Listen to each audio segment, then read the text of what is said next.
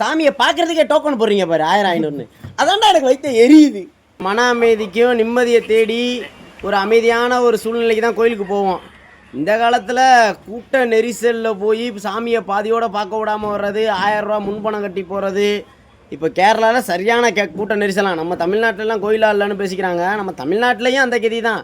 நம்ம திருச்செந்தூராக இருக்கட்டும், சமயபுரமாக இருக்கட்டும், திருச்செந்தூர் கோயிலில் உள்ளே நுழைஞ்சு டோக்கனை 1000 ரூபா போடுறான், 200 ரூபா போடுறான்னு பக்தர்கள் நிறைய பிரச்சனை பண்ணிகிட்டு இருக்காங்க.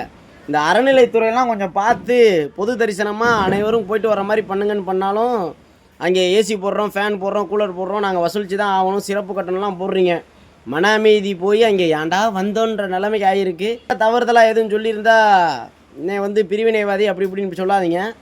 மன அமைதிக்கு தான் நம்ம கோயிலுக்கு போகிறதே. அந்த அமைதியே இங்கே இல்லைன்னா குழந்தைகளை தோளில் வச்சுக்கிட்டு அழுகுதுங்க.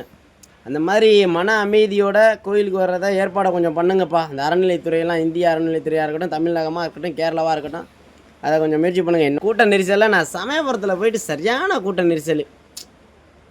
அமைதியாக 2010 அமைதியாக போயிட்டு வந்தோம். உள்ளே வந்து இங்கிட்ட ஒரு கூடாரத்தை கட்டி, இங்கிட்ட ஒரு கூடாரத்தை கட்டி, உள்ளே ஃபேனை போடுறோம், லைட்டாக போடுறோம், ஸ்பெஷல் தரிசனம் 100-200ன்ட்டீங்க.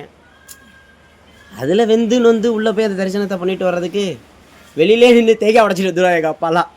போனாச்சு ஒரு தேங்காய் வாழைப்பழத்தை வாங்கிட்டு போயிட்டு வெளியிலே உடச்சி அபிஷேகம். அதுக்கும் வெளியில் உடைக்கிறதுக்கும் 10 ரூபா, தேங்காய் உடச்சி தரத்துக்கு 10 ரூபா ஆகும். நானே உடச்சிக்கிறேன்.